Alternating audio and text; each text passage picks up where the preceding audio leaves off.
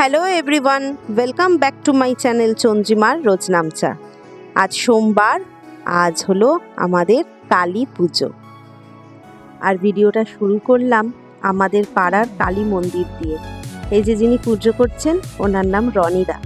উনি এই মন্দিরের সব দায়িত্ব পালন করেন, সারা বছর ধরে আমাদের মাকে পুজো করেন।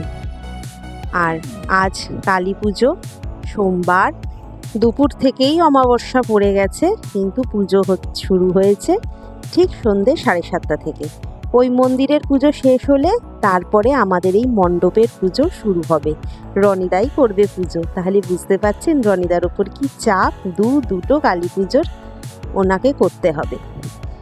আমরা যে উপবাস করি সেই উপোস ভঙ্গ করি, অঞ্জলি দিই, সব কিছুই ওই মন্দিরে। আর অনেক রাত্রেই এই মণ্ডপের পুজো শুরু হয়, থাকি মণ্ডপে, কিন্তু উপোসের পর যে অঞ্জলি, সেই অঞ্জলি দিই ওই কালী মন্দিরে। আর এ তো আপনারা দেখতেই পাচ্ছেন আমার ছেলের সাথে যিনি রয়েছেন, সবার এই মুখটি চেনা, আমার ছোট্ট ভাইজি, সে এসেছে আজকে। আর এসে একটুও ভয় নেই। চারিদিকে যে এত বাজি ফাটছে, আওয়াজ হচ্ছে, চকলেট বোম ফাটছে, কিন্তু কোনোটাতেই ওর বাধা নেই। ও প্রচণ্ড আনন্দ করছে। এত বড় মাঠ যে ও ফাঁকা পেয়েছে। আপনারা তো সবাই চিনতেই পারছেন নিশ্চয়ই এই মাঠটি দেখে, কারণ আমার বাড়ির একেবারেই উল্টো দিকে এই মাঠটি। আমার বহু ভিডিওতে আপনারা দেখেছেন এই মাঠটির ছবি। আর এই মাঠেই আমাদের পুজো হয়। আর মাঠে এমনি সারা বছর প্রচুর গাড়ি থাকে, অ্যাম্বুলেন্স থাকে। আর এই কালী পুজোর দিনকে পুরো মাঠটি থাকে একেবারে ফাঁকা। তো সেই জন্যই সারা মাঠ জুড়ে সে হেঁটে বেড়াচ্ছে, কারোর কোলে উঠবে না আর কারোর হাতও ধরবে না, শুধুমাত্র ও খালি ছুটবে। আর সাথে তো রয়েছে আমার ছেলে, ওর ভীষণ ফেভারিট দাদা।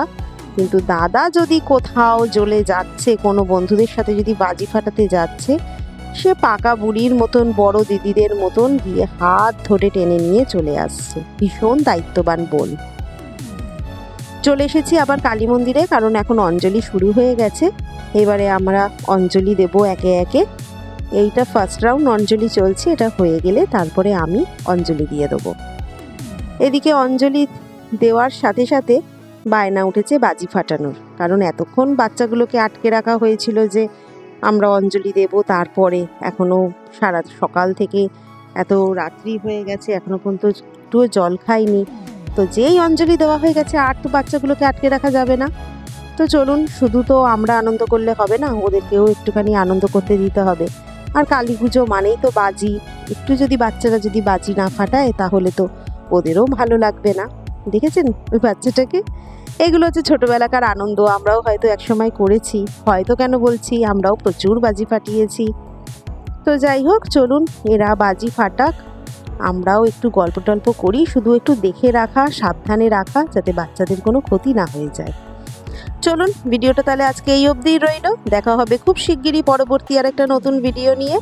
আপনারা সবাই ভালো থাকবেন, আনন্দে থাকবেন, সাবধানে থাকবেন। আর ভিডিওটা যদি ভালো লাগে একটা লাইক, কমেন্ট আর শেয়ার করে দেবেন। আর প্লিজ যারা নতুন দেখছেন আমার এই ভিডিও, আমার এই চ্যানেল, তারা প্লিজ আমাকে একটু সাবস্ক্রাইব করে দেবেন। তাহলে চলুন আজ তাহলে আসি। শুভরাত্রি। খুব শিগগিরই দেখা হবে আবার কিছু নতুন ভিডিও নিয়ে।